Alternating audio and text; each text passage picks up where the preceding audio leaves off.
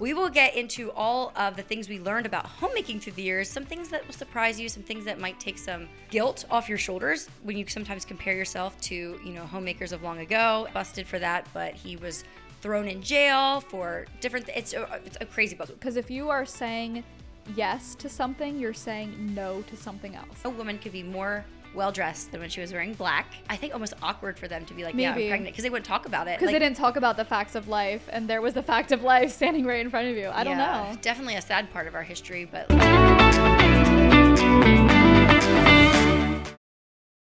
So did you get your mowing done for the week? Yeah, well, I think it's probably in process right now. Oh, wait, Eric's doing it today. I did my part before I left. Actually, my birthday was this week, and Eric didn't get me anything, but it's fine. Like, I don't need anything. And I was like, hey, do you know what you can do for my birthday? You can mow the entire yard, like my part and everything, because we kind of divided up. I was like, mow the whole yard for my birthday present. He's like, yeah, I did that. And he was supposed to do it last night when I was out with friends, and it rained. So lucky for him, I'm also gone tonight. But I did end up doing my part today because it was such a beautiful day, and I had the time. So I quickly did my part, and I have...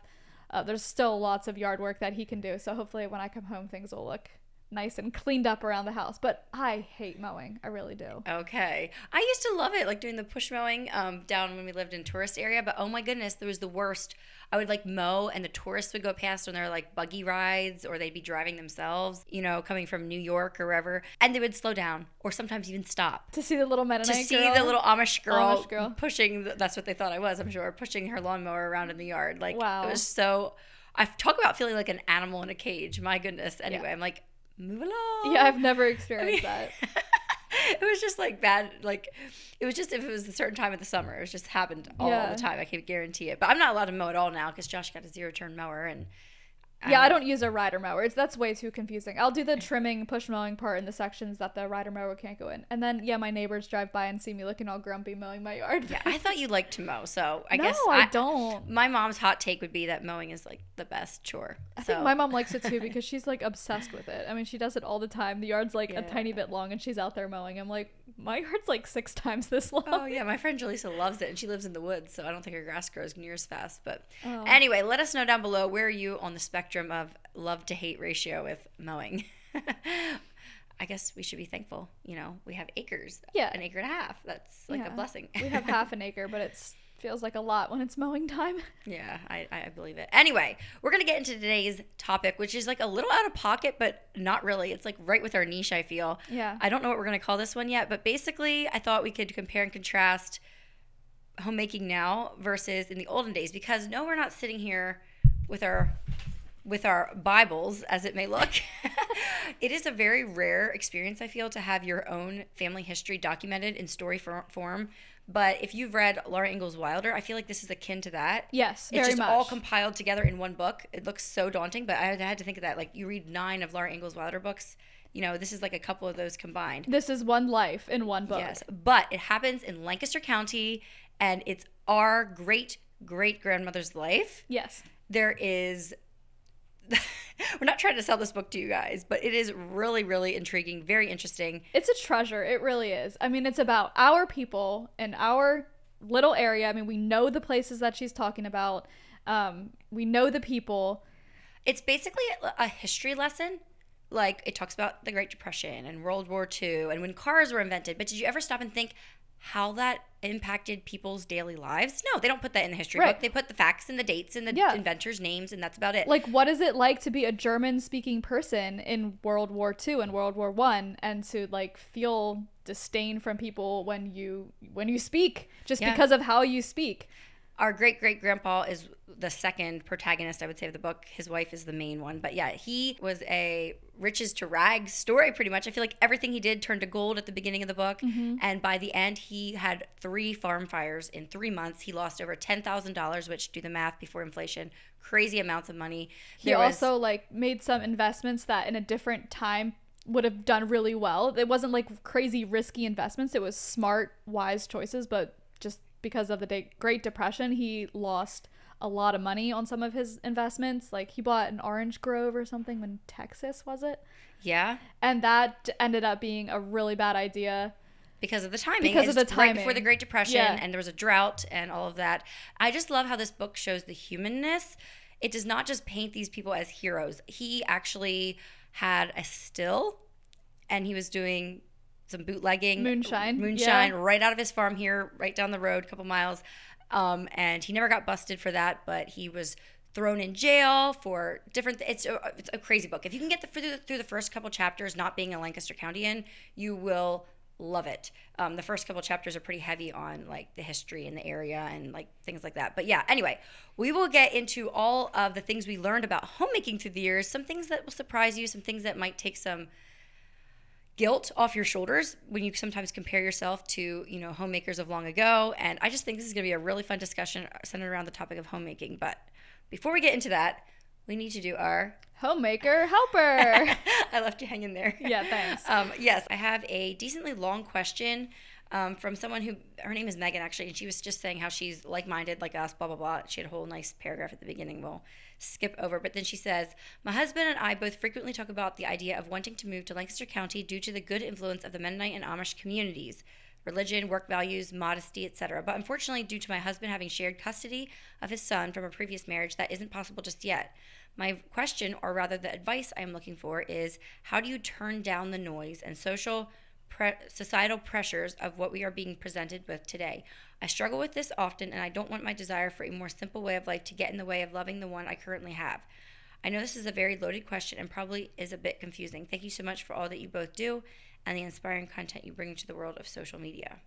So I thought this question was very good to go with what we're talking about today. So she's just wanting to know how she can turn down the noise, and she would love to be around. We often talk about the good peer pressure that we have with just having like-minded people with like-minded faith around us, and she might not have that as much. She can't move to Lancaster County, but what can she do? And by the way, I'll just put this in there right now. Moving to Lancaster County is not going to make it that much easier. No. We got mainstream everything that you could want in Lancaster County, and just because you're a Mennonite doesn't mean you're old-fashioned. I would say Lancaster County is not the place to necessarily live a slow life. Maybe like Juniata County, like yeah, I don't know, more in the mountains. But I get what she's saying regardless. I guess my biggest tip would be to get used to saying no, practice saying no, and or choose your yeses very carefully. Because if you are saying yes to something, you're saying no to something else. If you say yes to going out with friends for an evening, you're saying no to a quiet evening at home with your family. So just think about that when you say yes to something. What are you saying no to? And don't be afraid to be different. She's mentioned she has children. If your friends are all enrolling their kids in soccer, ballet, basketball, football, like all the things, it's okay to tell your child, you know what, we're not doing extracurriculars, or we're doing one extracurricular each, or you both have to do the same extracurricular. Like, you don't have to be the same as everyone around you. Don't give in to the peer pressure if you want a different life for yourself. Not that those things are wrong, but if you want a different path, you have to be bold and choose it. And I think another thing that came to my mind was be ready to voice your why, because you might get some pushback, and it might, if you feel pinned in a corner or you don't know what to do, you might just find yourself saying yes more quickly to things, or your kids will pressure you into things. I think it's really important that our family has a goal. This is our goal, and if we do that, it's going to take away time from that goal, and we just can't do it all. Mm-hmm. And yeah, it's really sad, I think, sometimes that we can only live one life, because there's so many different angles I think it would be fun to live life from, mm-hmm. you know. Also, I would say definitely turn down the noise a little bit by limiting your social media, or really curating who you follow. Mm-hmm. Listen to other people who will be an encouragement in your goals, and not like putting it down or distracting you and that kind of thing. So yeah, I mean, buy the chickens if that's what it takes. Yeah, it's a good reminder. You know, you get your eggs 4 a day instead of 2 dozen at once at the grocery store. If you really want to slow down. Definitely slows down, yeah. So how many people do you know that say, oh, I used to play piano and now I don't anymore, or like whatever instrument? It happens all the time, right? But you can be sure after being enrolled in VOETBERG Music Academy for just 1 year, you're going to have skills that you can take with you for the rest of your life, and you can be playing your instrument for the rest of your life. When your family learns music with VOETBERG Music Academy, you'll never have to nag your children to practice. They'll love VOETBERG Music Academy's song-based lessons and be motivated by the weekly live coaching calls, student showcases, and jam sessions. Use our code HOMEMAKER for the month of June to secure a free private lesson with your teacher when you enroll in a signature VOETBERG Music Academy course. That's That's a $60 free value, more than the price of your first month. VOETBERG Music Academy is a vibrant community of other like-minded Christian families with performance opportunities and 24/7 access to your instructor and helpful printables and quizzes. Josh has been using VOETBERG Music Academy to learn guitar, and when my daughter's ready to take up piano lessons, I plan to dive into it even more with her there. After 1 year of lessons, students have enough skill to be able to play for a lifetime, even if lessons end. So use the code Homemaker during the month of June when you go to VOETBERGmusicacademy.com, and once again, that gives you the opportunity to have a private lesson with your instructor. There's just so many things to love about VOETBERG Music Academy, but I think my favorite part is that families can learn together and they can share the lessons. Your entire family can learn piano, guitar, or violin for less than $40 a month, play more than 50 hymns and classic songs, and have learned a method of playing that allows them to enjoy music for a lifetime. So, into this book called Annie's Day of Light. I will link it below for you. We'll probably, I don't know, me and Jada will fight over whose affiliate link we use, but it is on Amazon, right? Yes. And the author, we've both met her. She is a local to the area, and she's actually a descendant of Annie Burkholder, right? Yeah. Romaine, yeah. Annie, it's her granddaughter. Yeah. Romaine is a granddaughter of Annie Burkholder. One of my friends reached out to me, and she actually works at Mastoff, and Mastoff Publishers, where the book is published, and it's still in print. And so she said she might be able to get us some sort of discount or code, or even like free shipping, because I don't think it's eligible for Prime shipping on Amazon. She said she may be able to get us some sort of code. So if that works out, if that's possible, we'll link it. Check the description box below or the show notes if you're listening to this as a podcast. So if you want to read this book after we talk about a lot of the points in it, I think it's definitely worth it, because we're not going to hit a lot of the storytelling as much as like the homemaking points that we learned and things like that. But the story is gripping. Oh my goodness. And she just has such a way with words. Yeah. If you want to learn about Mennonites and about our specific background of where we come from, there is no better way to do it than reading this book. This is who we are. This is why we are who we are. Flaws and all. You can, anyway. I think it's way better than trying to read an Amish romance book. Obviously, that's not based on facts at all, or watching one of those documentaries online. Definitely, I think this book would be a great if you're into that kind of thing. But I know it's a big book. It's a lot to bite off.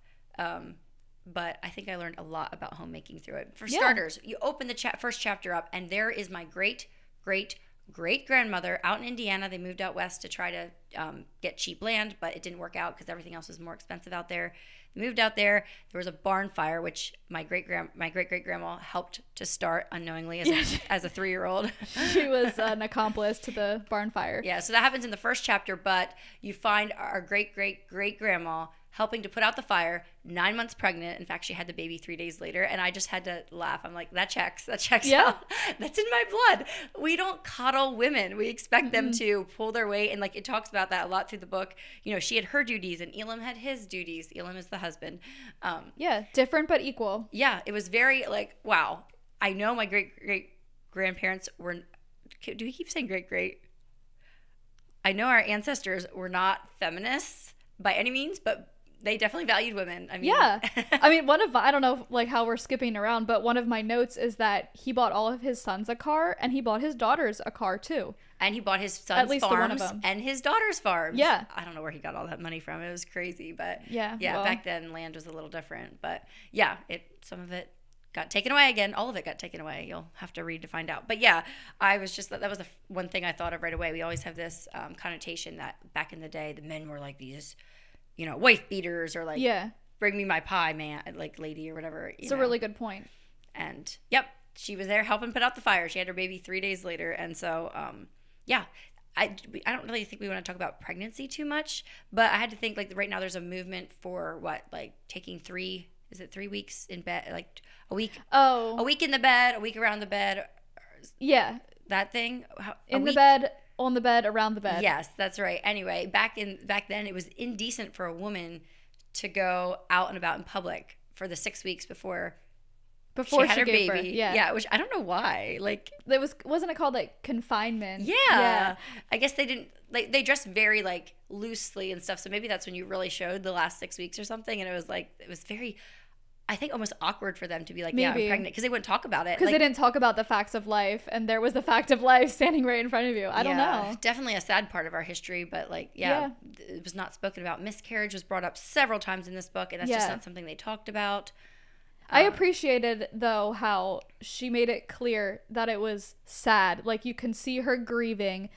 It was sad. They acknowledged that this was a loss. This was sad. But yet, life just kept right on going. And they didn't they didn't sit around and cry about it for days on end. They just, this is sad, but this is a part of life. I think a takeaway for me so much is that I always look back on the olden days and I think, wow, life was so much simpler and they weren't so overworked and so overbusy and blah, blah, blah. That was not true. My great-great-grandma was so busy all the time, especially the first 6 or 7 kids. She had 15, right? Annie had 15. Is that what it was? Yeah, 15. Children of Anna Mary and Elam Burkholder, 15. Yeah. I wouldn't have said it was that many. That's crazy. And lo and behold, she had a helper. A neighbor girl came for the first, I think, 6 children or so. And then after that, her oldest daughter was old enough to help out and they didn't need her anymore. But it makes mention so many times of how Annie could not get all of her housework done. I mean, think about it. It makes so much sense. They literally sewed everything. They made their own soap. They did everything by hand. It says in the book she made 28. Yeah, get a load of this. Let me quote it because they're not going to believe you. After the main course was eaten, every meal was concluded with servings of the 22 pies and 3 cakes Annie baked each week. For years, she denied herself the dessert course so the baked goods would reach around for the rest of the family. Isn't that crazy? Which I think when they went reach around, she was just dieting a little bit. You think? Why else would she say that? Well, because she wanted everyone to have their choice. But then why in quotation marks? I don't know. I think maybe the quote "reach around" isn't something people say. Is that a language? I don't know. Oh, that's fun too. In this book, there's lots of little Dutch words and stuff with the explanations underneath what it means. And I can just picture my grandparents saying "Jawel," pushing their chairs back. "Jawel, time to get to work." Oh man, and it does describe the food in there. It's such good food and things. And whenever they describe the food, it really sounds like real food. It talks in here about how Jell-O came on the market and stuff, and that was really unusual. And I'm like, wow, that I would take. The olden days, they put lots of weird things together, like pies with cheese and bread and meat in them, and mincemeat, meat, cheese, and apples or something. It was some weird combinations. Yeah. Anyway, what we were talking about, we got sidetracked. My bad. Was how they were busy. They were very busy. And sometimes Annie would go out and help in the tobacco field. Yes, our great-great-great-grandpa was a very wealthy farmer because of tobacco. And I don't know, did it ever address the moral dilemma in the book? I think it just said that's what was done. It wasn't really a controversy at the time. It wasn't until after his death that they realized the vice, I guess, that tobacco is and how it can be really bad for you. But that's very recent. I mean, I remember when I was in school, some of my classmates that went to the same church I did, they farmed tobacco. And I know my uncle farmed tobacco because I was reading about that in my grandma's diary. So I think it's fairly recent that they've stopped raising tobacco. Yeah, very recently that it's become a thing that we don't do. Yeah, in the last 25 years. But the old order Mennonites still do it. Yeah. The team Mennonites, they still raise tobacco. Speaking of food, they would feed their babies. You know how controversial it is to talk about formula now? I should probably beep that word out. Mm-hmm. Yeah. Back then, if they fed their babies from pretty young, they fed them milk and cornstarch and sugar. It was a combination that they called pap. And so I don't know if that was a Mennonite thing. I'm guessing that was more of just what they did back then. And I thought that was really interesting. I'm surprised we were able to get their kids to eat it. But, I mean, I guess it worked. Yeah. And I think another thing, talking about health and stuff, I can get so worried about all these little things. And back then, they just literally had to accept so many things as just a way of life. We can't know what's wrong. We can't get testing. We can't see inside the body.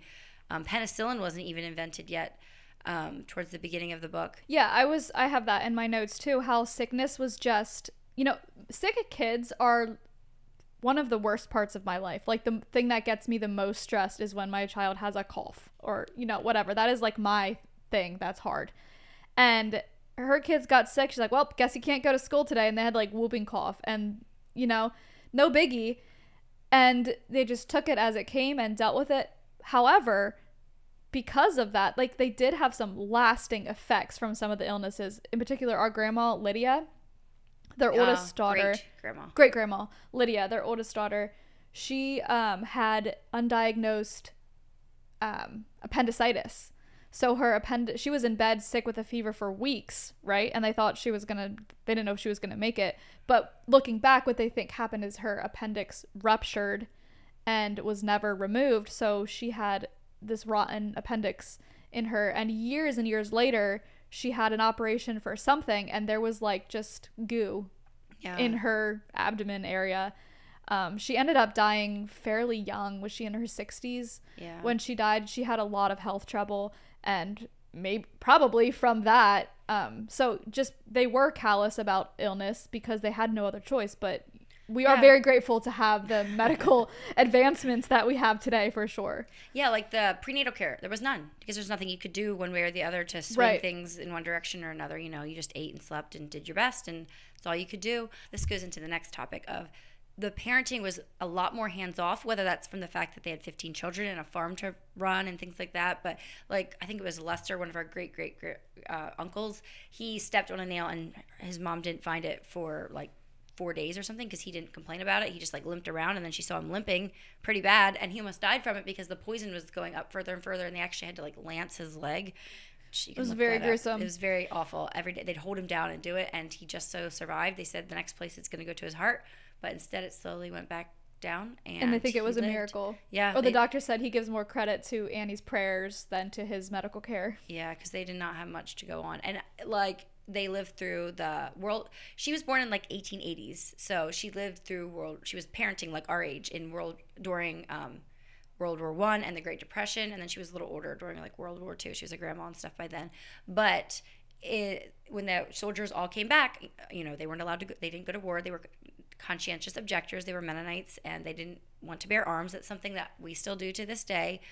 They went off to camps and did other beneficial work and stuff. But when everybody came back, what do you know? What happened? It was the Spanish flu, just swept through everywhere, and they were quarantined to their farm for weeks and weeks, or however long it was. And Paul, I think it was one of our great uncles, almost died.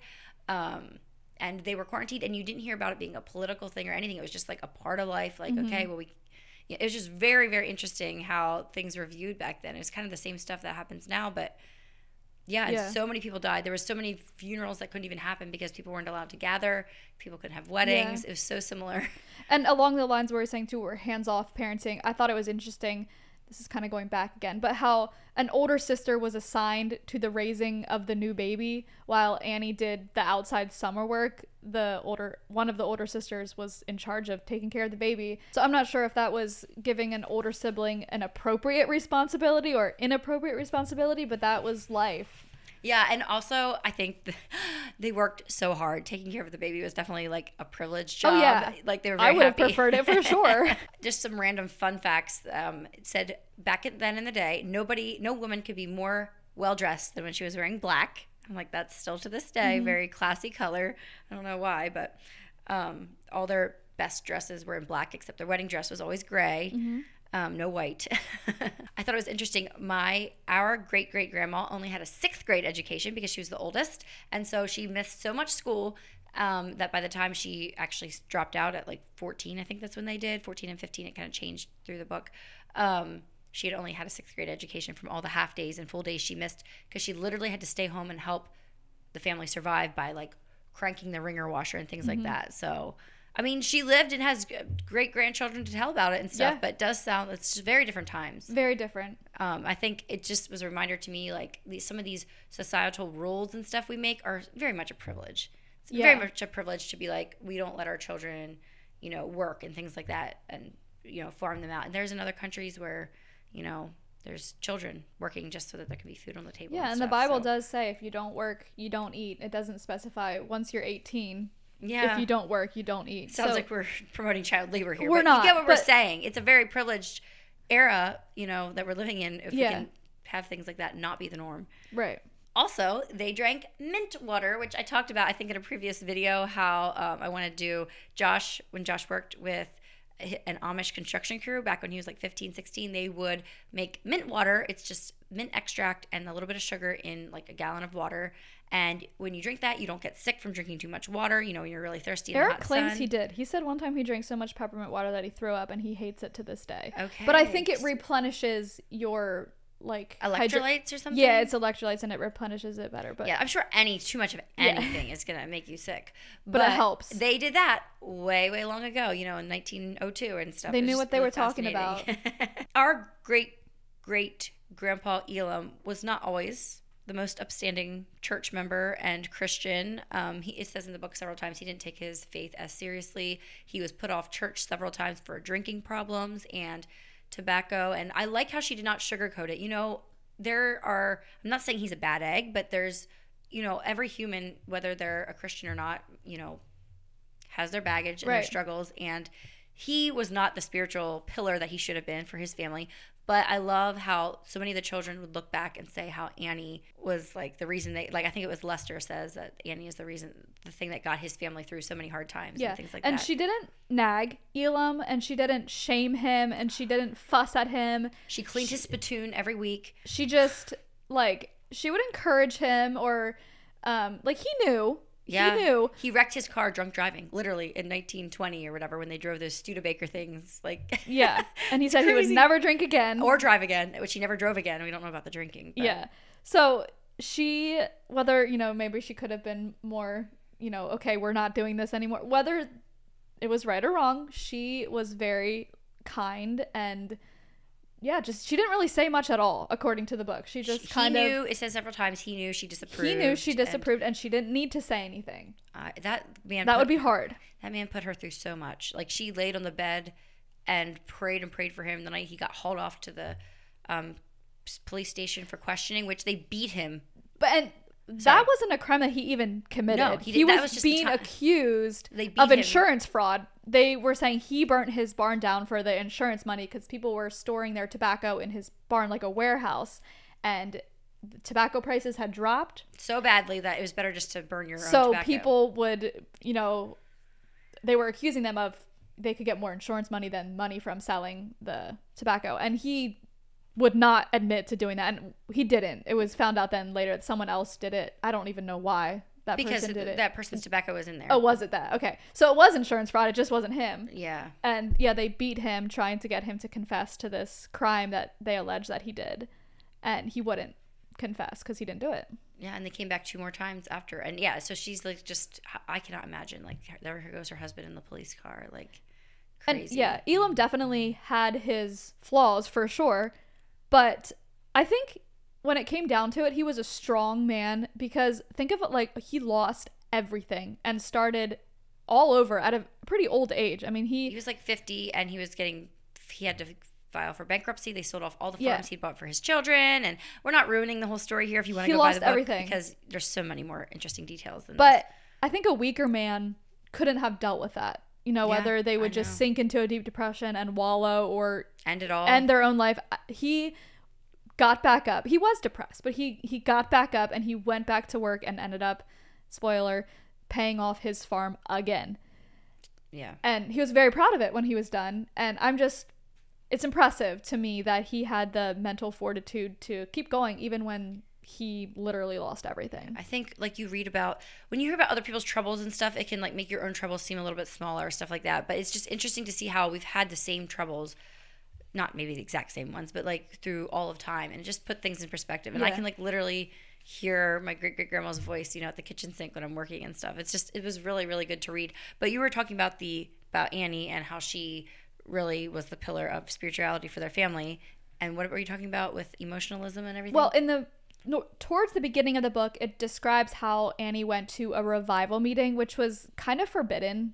Her mom didn't like it, or amongst the Mennonites. Yeah, it wasn't really. I mean, it was a Mennonite service, I think, but more liberal Mennonite, or wasn't it Mennonite at all? I don't know. I'm not sure. Protestant but anyway, she went there and they had an altar call, and it describes the process she went through of giving her heart to Jesus, repenting of her sins, and choosing to walk in the light and to follow Christ all her days. And it's just a beautiful story about how she made that decision, but she wouldn't tell anyone. Like it says in the book, she couldn't tell anyone because emotionalism was so frowned upon, or they were so worried that people would what do they call it, walk up or respond out of emotionalism and make a show of things. And to this day, we're like that as Mennonites. We tend to not in conservative circles, like raise our hands in worship. Like I was just telling my friends last night, I would probably break out in hives. Like if I had to do that, like it's just so awkward to me. And when I read this book, I'm like, yeah, that's why, because that's how we were raised. That's our roots. Like any displays of emotion in worship or in spirituality is either seen as fake or a form of pride. Their religion or how their relationship with God was so private. And I heard someone say, like, your Christianity or your relationship with God should be personal but not private. And I kind of agree with that. I think they took it to an extreme that wasn't right. But on the other hand, Annie walked in the light, as the title of the book says. I mean, she stayed true to that commitment that she made. So it was more than just emotionalism for her. And I think if you're going to pick one way or the other, it was better what she did, because I feel like what I can tend to do sometimes is say all the right things, tell my kids how to act and what to do and what to say and how to be and don't do this and don't do that. And then what am I modeling to them? Mm-hmm. You know, what you do speaks way, way louder. Yeah. And so she might not have been preaching them many sermons. It said she did read the Bible to them so many nights in the winter. She'd just sit there and read Psalms and just read the Bible, read stories and stuff, which I guess that would have been a German Bible. I'm not sure. But yeah. They saw how she lived. They wanted to emulate that. They saw she had a peace that maybe their father didn't have as much. And actions are louder than words. I mean, what can you say? Yeah, and if you look at her legacy, I mean, you probably know some of her descendants. They have built big companies, successful companies. They are missionaries and ministers and authors and and mothers and wives and good husbands, and like it's just impressive when you look at her legacy. The amount of descendants she has that are following Christ is really impressive. Did you know our great grandma Lydia? Mm-hmm. Great grandma, she dated like 40 guys. You told me that and I couldn't remember, so I went back and yeah, sure enough, she dated like 40 guys. And it talked about how she was integrous though, because she wouldn't date two at the same time, and a lot of people did that and it was acceptable, it was fine, but like she would end it with one boy before she started to see the next.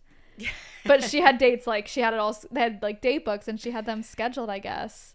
Yeah, like crazy. Her date card was always full. Because you can't call on the phone, and I mean later on they had phones then, but yeah, so interesting. And it was like just casual dating.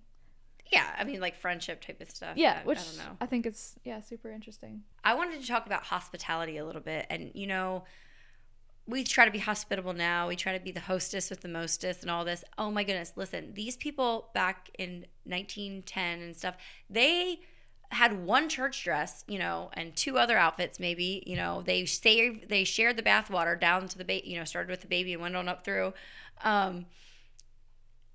But then they lived that frugally, that poor. Christmas, there was nothing for Christmas except maybe a piece of candy or an orange or something like that. Mm-hmm. They didn't really celebrate it too much. I mean, they celebrated it, but they didn't have Christmas gifts and stuff. They had maybe more of a little bit of a special meal, that kind of thing, used the white sugar, stuff like that. So they lived like that on the one hand. But on the other hand, they had a guest bedroom and a parlor that was set aside just for guests and just for visitors. And so they had like two whole rooms in their house that was literally dedicated just for hospitality. Mm-hmm. You know, they have one church dress, but we have, you know, how many square feet of our home is dedicated just for hospitality. And like they put their nicest furniture in there that, you know, hardly ever saw the light of day. It says when somebody was sick, they did use the guest bedroom as like a sick room right off the kitchen. So you're like close by and stuff.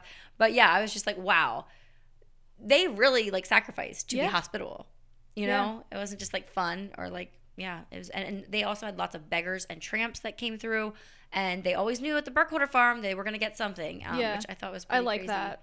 That's cool. One thing that Annie went through that I think would have been pretty hard was a church. Actually, she went through two church splits, but the one in particular was when cars became a thing. The church had to choose, like, are we going to allow automobiles or not? And there was a split because the one bishop did not think that they should drive cars, and the one did. Well, she describes the whole story about how the bishop was crying the whole time he served communion because he was so heartbroken that so many people were not taking communion because he was choosing to serve communion to people that drove cars, which meant that he was allowing cars, and then all the other people left and formed their own congregation or conference. But it was also called the peaceful split because the two conferences, the Grofdale Conference and the Weaverland Conference, ended up sharing the same church. they would alternate the same buildings. They would alternate churches. Like one Sunday it was Groffdale Conference, one Sunday it was Weaverland Conference, and they still do that to this day. One Sunday there will be buggies in the buggy shed, and the next Sunday there'll be cars in the parking lot. Black cars. Yeah, sorry. So the church that it was referencing was Weaverland Mennonite Church, and that church is very special to me because that is the church that I grew up attending. And also, my grandparents were caretakers of that church. So the caretaker of the church cleaned it every time there were services, so every other week. But then she also would clean it for funerals and viewings and stuff. Sometimes she cleaned that church like 3 times a week. And all that wood to polish. And it always was shiny. And they cleaned the driveway. And they would be like cleaning off the leaves and the snow. Like, they were the caretakers of that church. Did they mow the graveyard? I think they mowed, yes. Wow. Like, they put hours and hours. I remember when my grandpa died, that was something that they spoke about, and my grandma too, how many hours they dedicated to serving the church. I'm not sure if they were compensated or not, but they spent hours and hours and hours caring for the church.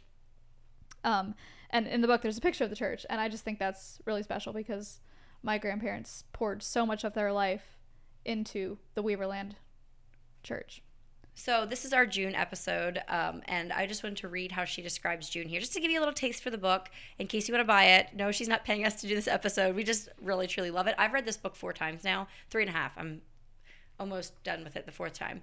But she says, the month of June brought a chorus of bright new sounds, colors, and fragrances to the country. No one had taken the time to oil the rusty door hinge, but it did not matter now, because the door stood open all through the day to let the shrill and sweet, full-throated songs of birds sift through the wooden frame screen door and fill the room. The colorful gypsies had migrated back into the country too and set up camps in scattered locations near streams in the grassy meadows. So a lot of her chapters open up like that, very Laura Ingalls-esque. Yes, very much. And then it launches into some great happening or whatever. And so I really want to talk to this author about all the hours and hours and hours of research she put into her book. She told me it took 7 years. Because I was like, hey, can you do the next, like, follow the children's lives, all 15, right? And because we want to know, like, one of her son-in-laws started John F. Martin, like the big meat company that you probably hear of. That's her son-in-law. And I want to know, like, how did that happen? You know, all the details of what her children went on to do. And she's like, that would be a huge job. It took me 7 years to research for Annie. Because she interviewed, she had people helping her interview. Just a massive project. And it is so well done. Yeah. Anybody can get a lot out of this. If you can read it to your kids, honestly. I haven't read it to mine because I thought some of the things would go over their head. But I think if you have like a 10, 12-year-old and you're looking for a read aloud, like, don't let the thickness of it scare you. Just think of it as like Laura Ingalls Wilder just compiled together in a book. It took me about a week to read it. And I read fast. Megan claims I skim and I miss a lot, which is true. But I read it in about a week, and I did a lot of reading that week. And I was so sad when it ended. Oh, you're crazy. I mean, I've been reading this since January, so. Yeah, well, I have more time to read than you do. Oh, man. Anyway, I don't know. This might seem like a little bit of an out-of-pocket episode, but I feel like women like that just inspire me to get up every day and get on with the homemaking. Shut up, stop complaining, do the thing. Yeah. And yeah, I hope that this episode could do that for you today as well. So thank you so much for being here. And we'll see you in the next one. Bye.